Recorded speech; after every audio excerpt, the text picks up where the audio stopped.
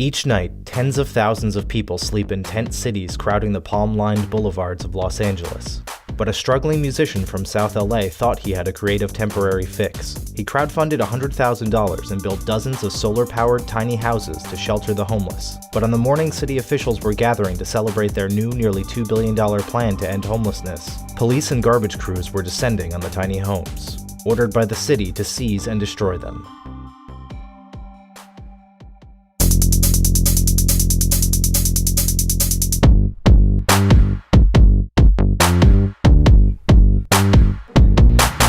Los Angeles. Emergency in the country's second largest city. Problem that's spinning out of control. Reaching crisis proportions. Prepare to shelter crisis as the city is overwhelmed by a spike in the homeless population. Homeless camps are seen everywhere. She's been living on the sidewalk here for the past 30 years. What is behind this homeless crisis in LA? Here in the entertainment capital of the world, over half the homeless population will sleep on the streets tonight, far more than in any other American city. There are 28,000 homeless people in just the city of Los Angeles, and the number has hit new record highs in each of the past few years. But LA Mayor Eric Garcetti has a plan. This is a bold step forward today for Los Angeles. A year ago, I'll be blunt, the city council and the mayor weren't working together on this. Garcetti introduced a funding proposal in February that would devote nearly $2 billion over the next decade to getting all LA residents off the streets once and for all. But at the time of Garcetti's announcement, dozens of homeless people had already found shelter in the form of solar-powered tiny houses dispersed throughout the neighborhoods of South LA and beyond. In Los Angeles, a growing movement is having a big impact. It's an innovative effort to help the homeless. Giving homes to the homeless. They were built by a self-described struggling musician named Elvis Summers. I got involved with building tiny houses because of a woman named Smokey. She's 62 years old, lives in my neighborhood, and as I got to know her, realized that she was sleeping in the dirt, and I decided to build her a tiny house. In his 20s, Summers was homeless for stretches of time himself. Now the 39-year-old is trying to help his neighbors who have fallen on hard times. Some other homeless people came by and asked if I could build them one. I didn't have the money, so I figured, let me try one of these crowdfunding things I've seen out there. I mean, it blew my mind. I think I passed 50,000 in the first week. Total, I've raised over 100,000. Summers has built tiny homes for nearly 40 people, aided by professional contractors and other volunteers who sign up to help through his nonprofit, Starting Human. Each house costs roughly $1,200 for materials. The houses I build have carpet, 2 windows, a steel reinforced door, smoke detector. It's got a solar panel on the roof, powers 2 light bulbs, and the battery pack has a USB port on it to charge your cell phone, which is huge. An address, American flag. Summers also equips each of the 6x10-foot houses with a camping toilet and even window alarms. He says they were never meant to be a permanent solution, but unlike sleeping on the sidewalk or in a tent, his tiny houses provide the secure foundation residents need to improve their lives. You know, the tiny houses provide immediate shelter. You know, the houses I build are very sturdy and safe. People can lock their stuff up and know that when they come back from their drug treatment program or a court or finding a job all day, that their stuff is where they left it. I got my resumes, my shower stuff. Want to not be homeless. Want to order pizzas in my own home. I want a DVD player, man. He's here to promote, and he's also here to keep up with propaganda. But as Summers was building houses, anger in the community over growing street homelessness was reaching a boiling point early this year. These homes were nothing more than a detriment to mine and my neighbors' homes, families, and children. And they created a sense of terror in the residents. Nestled within dour tent shantytowns, Summers' tiny houses became brightly colored targets for residents who want the homeless out of their backyards. They had the children walking in the middle of the street and not on the curbside when they're going over the overpasses. Most of Summers' tiny houses were placed on private land that's been donated to the project, such as a parking lot outside a convenience store and a church in Compton. A handful replaced the tents that have proliferated on freeway overpasses. They're not right in front of a business, they're not in front of somebody's house, and the sidewalks are extra wide. So, it seemed, as far as public places, the safest, best place to be until I could get land and then take them and put them on property, building a small community. But LA viewed the houses as a nuisance. In February, the city council amended a sweeps ordinance to allow the tiny houses to be seized without prior notice. On the morning of the 9th, police and garbage trucks descended, towing 3 of the houses to a Bureau of Sanitation lot for disposal. My phone just blows up by everybody on 42nd Street, just freaking out. Like, they're throwing us out of the houses. They're telling us they're taking them. Like, what do we do? I mean, they wouldn't let them get their clothes or their medications. They threw them out, left them on the sidewalk. I pleaded with them. I was like, okay, well, look, they have wheel locks on them. Let me unlock the wheels at least, so you don't break them. No, they refused. They just wanted to take them and destroy them. Summers managed to move 8 of the threatened houses into storage before they were confiscated, but their residents had nowhere to go. I had to evict 2 veterans who paid their ticket. They shouldn't be homeless, period. Just, I get angry. They did their service. They gave up their dreams so the rest of us can be out here and be a bunch of assholes. There needs to be some respect. Our community was so negatively impacted by these structures that many of us come together to get them removed. We called Councilman Price's office because we needed him to do something about it. I don't think living in that box is the alternative to having some housing. Kern Price is the LA City Councilman who represents the district where the houses were located and who ordered the seizures. My main objections to the tiny houses, I really want to call them houses, they're really just boxes. They're multicolored boxes. Is that they're safe, they're not safe, and that they impose real hazards for other neighbors in the community. People in neighborhoods that are concerned about all of that, their property values and, tiny houses and homeless people in their neighborhood have every right, period, to be pissed off. And I completely agree with them. But, you're misdirecting your anger. Direct it to the powers that be that are supposed to be doing their job. My whole issue and cause is that something needs to be done right now until permanent housing does come available. I think just a temporary fix is a false sense of security, as would the tent be, without any real supportive services. But to homeless people who had escaped tents and moved into the tiny homes, the security they provided seemed anything but false. After the city's sweep, they were forced once again to call the sidewalk home. I've been homeless like 2 years. One of the guys, Willie, who's an engineer who I gave the Red House to, he used to have it right here. In the house, you feel secure because you lock your door. After Willie Hadnot's house was seized by the city, he went back to living in a tent above the 110 freeway. I try to cover it up, as much as I can, but as you take and cut it with a razor blade, it's not too much security you have at all. You know it's coming. You know that they really don't care for you too much. They said, first thing the officer told me, he said, well, get a job. I said, can you help me get one? I'm willing to work. It's not really hard in those jobs for a 59-year-old man, I'm 59 years old. Willie is an ex-engineer. He loves kids. He loves tinkering with things. And I have a little platform, like a little stand for it, that I built to put this on it. It's a little wooden toy, man, but some kids would love to have this, man. And I got this out of dumpster, which I really don't like to say, but I do go dumpster diving. A few days after I gave him his house, he pulled me aside and basically, he just told me that he was so low and there's just no hope. And he basically he was giving up and he was contemplating ending his life. Finally getting hope, there's a chance, maybe I can turn this around. And then just, having someone come and suck it away from you, it's horrible. I put a lot into it, you know what I'm saying? And I'm not saying I wanted a lot back, but I was secure with what I had, my little house, man. My little house meant the world to me, and it still means the world to me. We've offered housing to individuals who are willing to come in, and frequently the response is, well, I don't want to go to the shelter, I just want to stay here on the street. There are a fraction of shelter space to how many people are homeless, but otherwise the shelters are dirty. It's dangerous in there, the food is not good, it's got bed bugs, you can't go with a girlfriend, pets, or any of your personal items. I'm not suggesting that the shelters are the answer.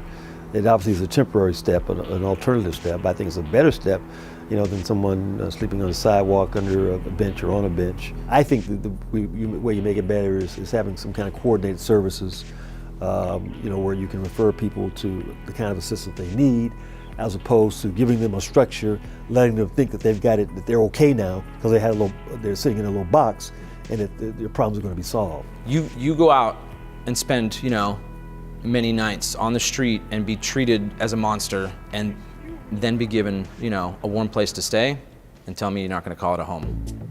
When the city took those 3 houses, they chose to do it at the exact same time that the council and the mayor were at City Hall unveiling the mayor's new homeless $1.87 billion plan. This is an important policy statement, and I think it's going to provide with a roadmap in a variety of areas. We are beginning to make a difference, and a difference that is long overdue. We've identified some action items and working closely with the county, and so we're working really in collaboration in ways that we haven't before.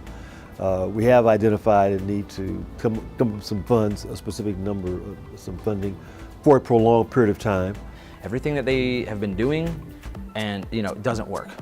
It's just years of circles and bureaucratic holds and wait times, and I would like them to care. 10, 20, 30, 40 years, where's all the housing? Mayor Garcetti's plan focuses on permanent supportive housing, aiming to build 10,000 units for homeless families over the next decade. But in the meantime, LA is taking funds away from temporary shelters. The tiny houses are, a cheap, effective, immediate step. And as long as they are, managed in small communities, that would be best. I've almost completed my first mobile shower unit, which I'm super excited to get done. Currently, Los Angeles owns thousands of vacant lots that could provide locations for micro-housing villages like those that already exist in several other cities, including Portland, Seattle, Austin, and elsewhere. Not only they could open a few up that have been sitting there for decades that we could build communities on, but open up a warehouse and stop chastising the homeless for collecting the good citizens' garbage. Encourage them, give them a job doing it. Well, we're trying to come up with some solutions. We're looking at letting people stay in parking lots, for example. We have people that are in vehicles to park in parking lots. Perhaps that could be a good location for tents, for other types of temporary shelters. In May, following national media attention, Los Angeles returned the tiny houses it had seized, with their solar power systems missing, on the condition that Summers placed them only on private property. As for Mayor Garcetti and the city council, they scored a success on the November ballot as LA voters approved a $1.2 billion bond measure to partially fund new permanent housing construction, exactly a decade after the city's first 10-year plan to end homelessness withered in 2006. Every Angelino deserves a safe place to sleep at night. The mayor's office says that though the city appreciates citizens' creative solutions to end homelessness, he does not support opening a surplus lot for Elvis Summers or other tiny house village concepts until the city has some more time to study the issue. Business as usual for me. I'm going to keep building, I'm going to keep helping these people. This can all change. If people want a beautiful, positive community, you have to build one. You can't just, sweep stuff under the rug and pretend it doesn't exist.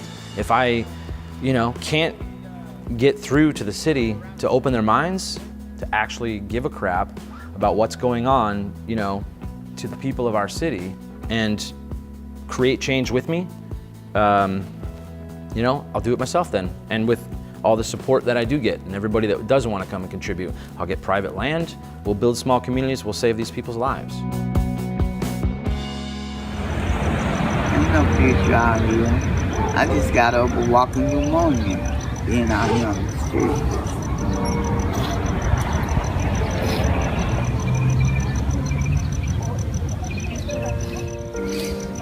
I have a friend right here. I do have that. Yeah, you do.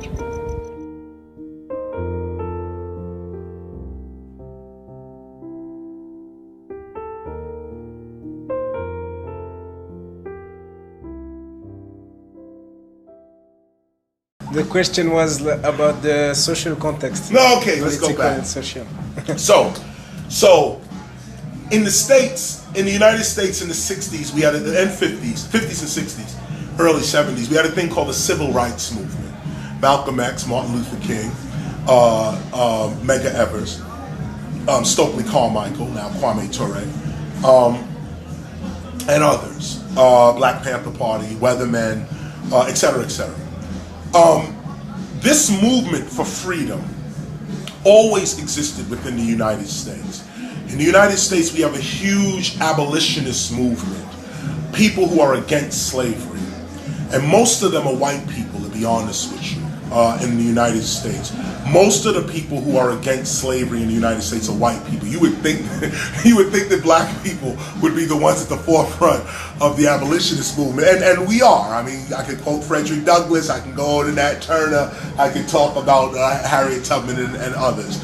But when you look at the historical change, we can fight. We fight, we riot, we protest. But when it comes to the courts, the laws, the mood of society, religion, white people, white Americans have been at the forefront, have been the leaders of black freedom. Now, black people don't want to say that. I don't know why, but it's the truth. The truth is, Barack Obama was not elected by black people. Even if all the black people in America voted for Barack Obama, he still wouldn't win, because we're that small of a group in the United States. Latinos, whites, they say, we want him, black man in office. Now, of course, we black people in America, we appreciate it. We're like, yes, finally we have a black president, blah, blah, blah, blah, blah. And I can go into that too on another level. But just the sheer excitement of it, okay? Just keep it light, keep it on the surface. To understand the movement for real, the real freedom movement, it has no color on it. And if it did have a color on it, it would be revolutionary white people that would be at the front of it. Now, of course, there's people like me in the United States, black men that are fighting for freedom every day. Every day, we never let up, ever. It is in my blood. I will always stand for the cause of black liberation, no doubt. But I stand for truth also. I stand for humanity first. The deepest part to being black is being African. Deepest part to being African is being human. Deepest part to being human, being God. Deepest part of being God is being love, being intelligence, and all of the above, understanding, mercy, all that. It's godlike. What would you rather be, black or God? Who are you really, African American or human? I tend to lean toward human myself. And so hip hop as a movement is colored with this as well. Not all of hip hop agrees with KRS-One, and they shouldn't. Hip hop should be challenging everything that anybody is saying out their mouth. Truth will hold up, and that's all I speak is truth. So I invite all questions. But let's get it clear that all of hip hop doesn't agree with this. But like I just explained to the lady here, I'm one of the leaders of the culture. I'm not, and I don't say that like I'm above anybody. That's a job. That's a burden. That's a responsibility. That's not something you say and then all of a sudden somebody puts flowers on you. No, that's a hard position to be. To say, wait a minute, I'm trying to birth and lead my culture. So go back now to the 70s. Malcolm X is assassinated. Dr. King is assassinated. John F. Kennedy's assassinated. Medgar Evers assassinated. And Black Panther Party members assassinated. And then all the other little ones that didn't get the name recognition assassinated. I grew up in that. Hip hop grew up in that. There's two types of people in the world. Black men and black boys. Black boys is who you see on mainstream television. I want the girl, the big house, I'm driving the car. That's little boy stuff. And any man will let you know, any man knows that. Any adult knows that. Now I'm not saying that when you're on TV you can't aspire for the good things in life, no doubt. But a man, a real man, he gets on the TV and first, he looks for his kids. Let me make sure my kids ate today. Are they clean today? Did they learn something today? Are they protected today? Before I can even talk to you, is my kids good? It's a man. Is my woman good? Is she empowered? Does she feel like she can breathe? Is she expressing herself? Does she feel loved? What's my woman doing? Most of the rappers you see on TV, they have no woman in their life. They have little girls who are only interested in little boys. So they play little girl, little boy games. I want the guy with the car. That's a little girl, a little boy.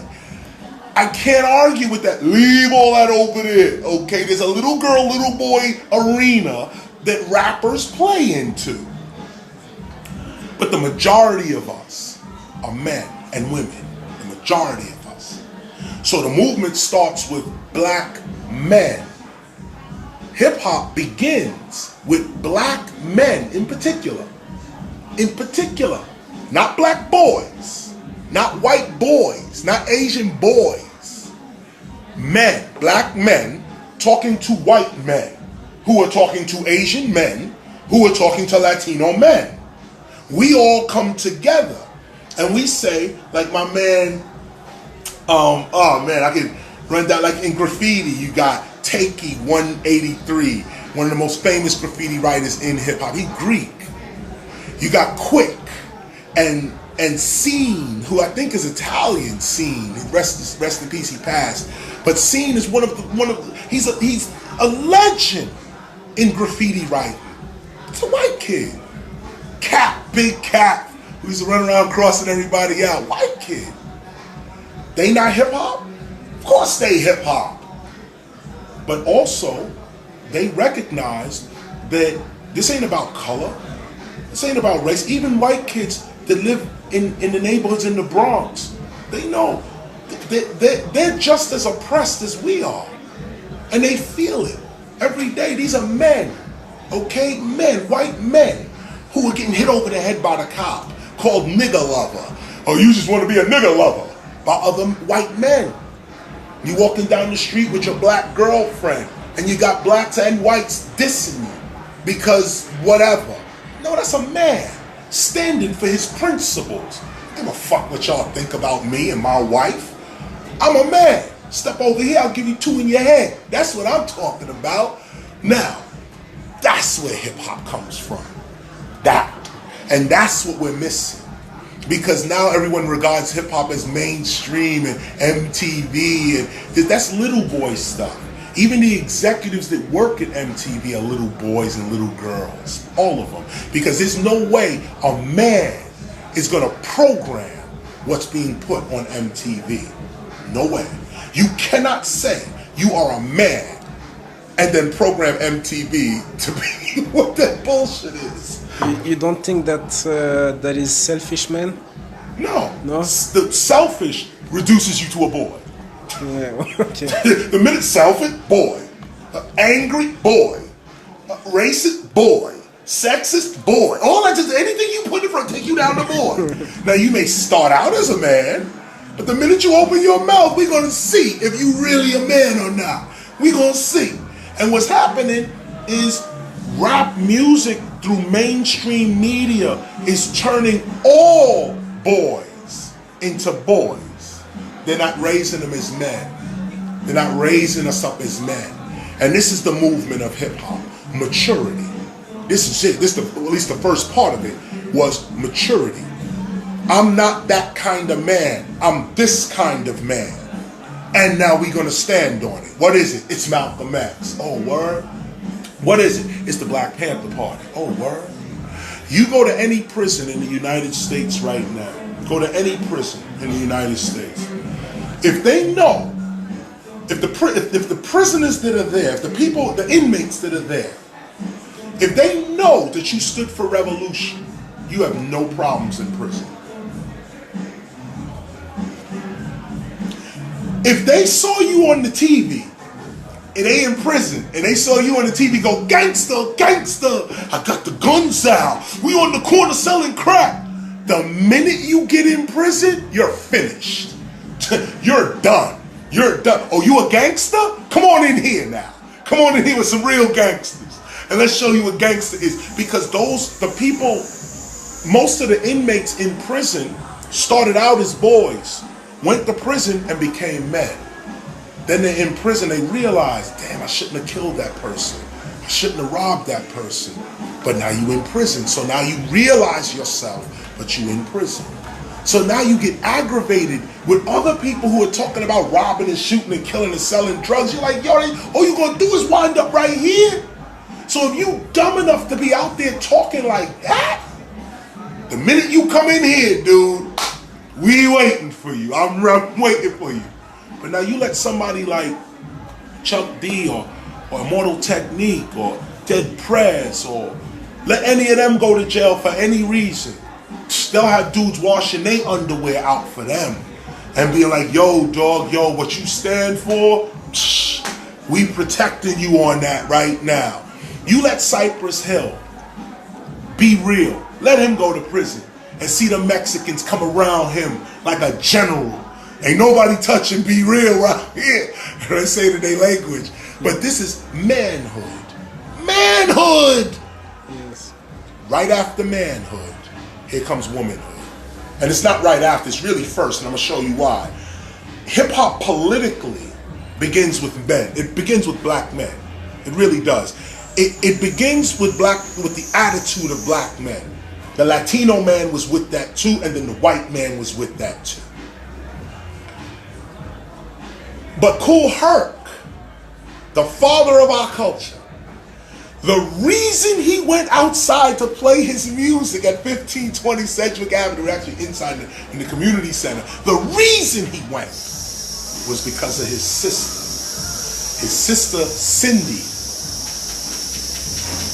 Cindy Campbell. Cindy, his older sister, was the one who said, yo, Herc, go, as she said, he was a graffiti writer, right? Cool Ass Clyde.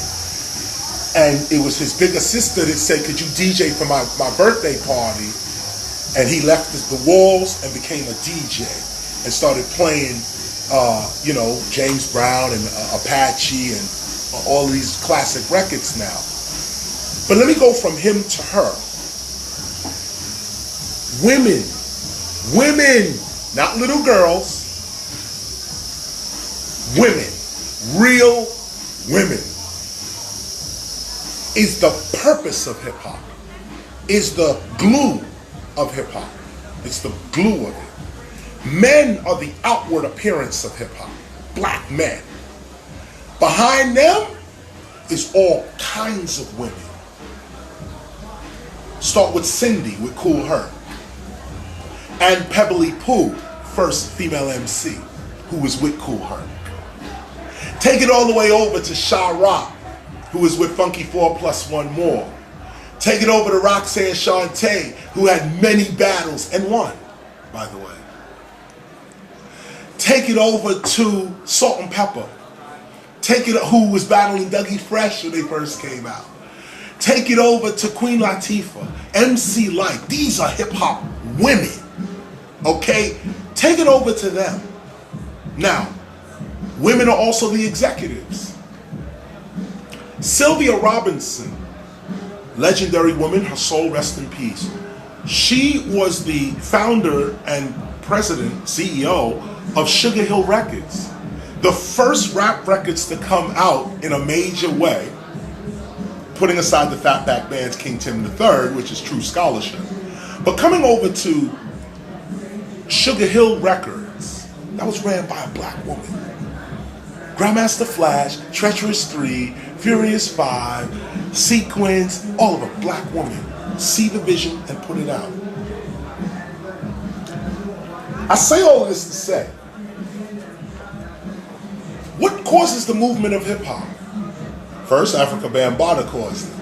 But go further back, Malcolm X caused it. Go further forward, Kool Herc caused it. No, he didn't. Cindy caused it. Go even further, my mother caused it. And every single mother that raised a single boy to a man This is also hip hop. Ask most hip hoppers, the early hip hoppers from 81 to 91, the golden age of hip hop. 90% of us raised by women. 90% raised by single women. Dad was not around. Hip hop is feminine in a lot of ways. Hip hop exalts the woman in a lot of ways. Mainstream says, oh, hip hop is misogynist toward women. Hip hop degrades women. Stupid. What an idiotic argument. Those people who say that are not even part of hip hop. Because if you was part of hip hop, you know that it was Queen Latifah who put out, I need a gangsta bitch. A gangsta bitch, I need a gangsta bitch. Her artist was called Apache. He actually put the record out. But Latifah was the woman, the executive behind the record. Then Latifah puts out, who you calling a bitch? UNITY, your biggest record in hip hop. This is one woman. Anybody who looks at hip hop would look at Mary J. Blige and Method Man. Method Man, the record, you're all I need to get by. Shorty, I'm there for you anytime you need. For real, it's me in your world. Nothing makes the man feel better. I can't get his lyrics together. But when you listen to the lyrics of Method Man and how he adores Mary J. Blige, he's just like, oh, you're my world, you're my everything, you're everything. How is that misogynist? At the end of the record, he says to Mary, you my nigga. Does Mary go, why are you calling me a nigga? No, Mary know exactly what he's talking about. She's like, word, they did the video together. She even went and did another record with Ghostface, which was even bigger than that one.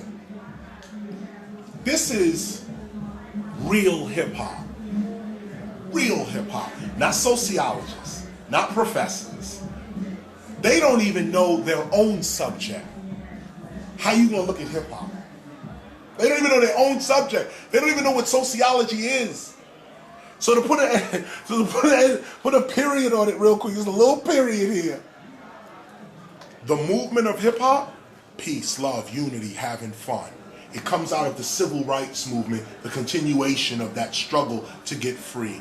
And what is free? Not just free to run around and do stupid stuff, but free to be a man, free to be a woman, free to raise a family. Right now, hip hop is in family mode right now. All of hip hop is in family mode right now. All of us, we got our kids with us. We're putting our kids on TV. Will Smith just put his son up. Snoop just smoked the blunt with his son. Actually, he actually, no, what I want to say is that his daughter, he just did a record with his daughter called No Guns Allowed. Just did a reggae record. Snoop Lion did a record with his daughter and Drake. Big up to Drake, big up to Snoop and his daughter for doing that record, No Guns Allowed, and they did a reggae record on that. That's Snoop. That's 187 on an undercover cop, yeah, and you don't. That's him, okay? That's him, all right? Now he's my daughter. And no guns in school. Why? Because I'm a father. Really? And we knew that. When Snoop said 187, we knew who he was then. Me and Snoop have been friends for years. Years. Does he look at me and say, oh, Chris is just preaching too much? Do I look at him and, oh, he's gangster gang? No! Snoop is probably more intelligent than I am. Think about this. Everybody who is for the cause doesn't run around with dreadlocks and red, black, and green on. Okay, the black leaders, a lot of the black leaders, and I want to hit with this video. A lot of the black leaders are straight leading us to our demise. Okay, they have us working, doing their dirty work. For us, their dirty work, I mean the far left's dirty work. They got us working basically for them, because how they're getting us is they're playing us emotionally. And they're basically saying how racist and how messed up guys on the far right and the neo-Nazis are, because they need all the help that they can get. So they're getting the gays, they're getting people of other cultures, the people of the far left. I'm talking about the far left. I'm getting somewhere with this. They're getting gays, they're getting black people, anybody who doesn't like Donald Trump. They're basically trying to get you to fight for a war that is being started on American turf very, very soon. And they want us to be a part of their side. What I'm trying to get the black population to understand and understand, and this is critical, is the movement has been compromised. Okay, everybody needs to know that the RBG movement has been compromised. BLM, if you are not caught up to BLM, it is not even a real black organization. It never was. I actually feel bad that I've been keeping a lot of this information cooped up for so long, but I just felt like, you know, it wasn't getting anywhere. But now things are about to go ahead and hit the fan. Anyways, if you have any kind of brain, you know BLM is endorsed by the Soros in the Clinton family. If you have any kind of a brain, you know that those same people don't give a damn about you, don't give a damn about black people, don't give a damn. They're exploiting the black plight to make money off of you. They're using your emotions, and based off what has happened to you, they're using that against you so you can join these evil, demonic people to help fight the people on the far right. They want, or not even the far right. I want to make this simple. The left is going against the right. It's a huge civil war that's being planned out. I want to make this simple. It's happening right now. And what they want is for everybody to choose a side consciously or subconsciously. Now, a lot of these white boys and a lot of these white people, they've already chosen their side. Okay. And what I'm saying to these people is, my people, is you're setting yourself up to get slaughtered.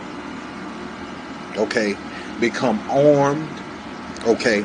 Become aware. Know what's going on within the system. Because right now, there is hidden powers who are controlling the narrative. And they're brainwashing you to feel a certain way about the system, about white people, about every race, and about yourselves.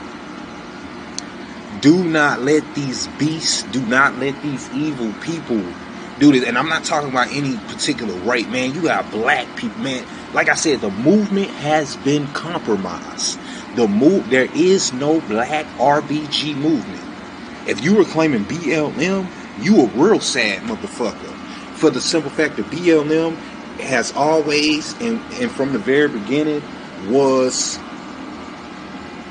being promoted and being paid for by Soros and Clinton. If you think that these people who've never given a damn about you, all of a sudden, they care about the black man's plight. All of us, man, y'all pay attention. Y'all really got to pay attention. I'm getting somewhere with this, I promise. All of a sudden, these white people on the left, and they've been doing this, but all of a sudden, they, are supporting the black plight. This is all to get as many numbers as they can on their side to fight this civil war that they're planning out, that they're already being prepared for. You're going to have to choose a side. Don't set yourself up to get slaughtered. This is all a big setup. It's huge propaganda. The biggest propaganda that could be happening right now. And what I want people to understand and understand is that we got to put the race thing to the side right now. We have to put it to the side because we have to understand what's going on and what's important. And the reason why it's so important on black people, because I know black people are like, okay, the left versus the right, what does that have to do with us? Because the people on the left are trying to use us. The people on the left are using us. The Democratic Party are using black people to fight their war with Antifa, with it's getting very, very deep. If you don't know who Antifa is, look Antifa up. Basically a terrorist group. I don't know what people's belief system is. You can call them what you want to call them, but they're basically like a militant group, and they're anti-fascist. That's what Antifa stands for. It stands for anti-fascist. And with that being said, this group is being paid for by, you guessed it, the younger Rothschilds, the Clintons, and the Soros. And the media is downplaying this group. They're not telling people about this group. But people on the far left are trying to get black people and as many people who are part of the far left to join this side. And what they want to do is they want to take the guns away from the people on the far right. Their whole plan is to even a playing field because the people on the far right, they deal with guns. They have all the guns. And right now, as it stands, the people on the left are set to get slaughtered. That's why they're pushing gun laws. They're pushing gun laws for the simple fact that if you're able to take some of these guns away, because Trump is implementing more gun laws. I don't care what people feel about Trump. I'm not reacting on feelings right now. I don't want people to come and be talking about how they feel about people. You think I'm a big Trump fan? No. I'm just letting y'all know. I'm just giving the information as I get it. This is happening, yo. This is happening right now. November 4th is the day that Antifa has pledged that this war is going to begin. November 4th, 2017. And I want everybody to know that it's already here with this whole Las Vegas thing. Okay. With them attacking that country movie, in Las Vegas, that country music show or whatever in Las Vegas, it was pretty much all white people. That was a direct hit. That was a direct hit from the left party. I don't know if you can say Antifa did it, but it was a direct hit from the left going against the right. What I want black people, my people, to understand is don't get involved in something that has nothing to do with y'all. And take this information. Don't let the blacks and Hispanics to run with this information. Take this information, run with this information. This information is out there. If you don't take my word for it, do your own damn research. Because it may be some things that I'm not wording right. It may be some things that I'm not saying right. I'm trying to get people to understand, my people in particular to understand, and everybody to understand that our little minor differences right now, because trust me, I'm pro-black. You know what I'm saying? That's what I'm representing. It don't matter right now, though. It don't matter right now, though. It don't matter. You don't fuck with black people and you white. Hey, man, that's your prerogative. That's not what the conversation is right now. That's not what's going on right now is so much bigger. So much bigger than the race issue. And if people ask me, Chaziel, so which side are you going to choose? Which side are you going with? If you got to choose the smart side, I'm damn sure not about to go over there with Hillary and the Soros. Come on, you got to use your brain. As much as you have to be strategic in your movements. As much as you feel however you feel about the right, they are straightforward. The people on the left are lying to you and trying to get you to do that dirty work and get slaughtered. We represent 12% of the population. Okay. You can be whatever you want to be. I ain't trying to dictate what you want to do, but just be strategic in how you move, man. You black people are still running around talking about hands up, don't shoot. Talking about take a knee, kneeling at the football game. You got celebrities being endorsed by these because they know the best way to get Negroes is through entertainment. We're entertained. But these white people on the far right, they ready, you know, and I ain't trying to juice nobody up. I'm trying to gas nobody up, man. I ain't got time for it. I'm just giving you the information as I'm presenting it. I ain't got time to try to gas them up and try to make it sound like it's this and it's that. Look, man, all I'm saying, hey, they got their guns. They ready to go. They ready to go. While we're sitting up trying to be cute, drinking white tears and shit, this is serious, yo. This is 100% serious now. And they're going to use you, nigga, and emotionally, they're going to get you attached to their little movement, Antifa and all this bullshit, to get your head blown off. Strategically learn how to move. Running around with RBG shirts talking about fuck America. What part of strategy is that? But this has already been 15 minutes, man. It is so much more. That's not even the tip of the iceberg. The video already 15 minutes long. Do your own research. And then white people, you do it because I ain't trying to make this about race. They coming after you. White, black, Mexican, they are coming after us. I just want to put that out there. Let y'all know for a minute, hey man, this is what's going on. Go on and arm yourselves. Your main man, Chaziel Sons. God bless.